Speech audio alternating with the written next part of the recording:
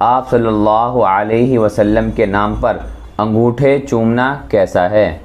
جی ہاں، حضور اکرم صلی اللہ علیہ وسلم کا جب نام نامی اور اسم گرامی آئے تو اس پر انگوٹھے چومنا یہ نہ تو صحابہ اکرام سے ثابت ہے، نہ تابعین سے، نہ تبع تابعین سے، بزرگان دین سے، سلف صالحین سے، کسی سے ثابت نہیں ہے، نہ حدیث اور شریعت میں یہ مطلوب ہے۔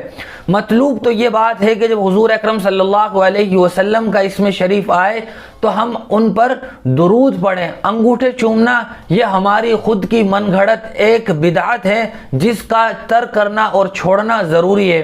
اور انگوٹھے چومنے کے سلسلے میں جو روایات بیان کی جاتی ہیں، یاد رکھنا چاہیے کہ وہ سب کی سب من گھڑت روایات ہیں جن کا صحت سے اور حقیقت سے کوئی تعلق نہیں ہے۔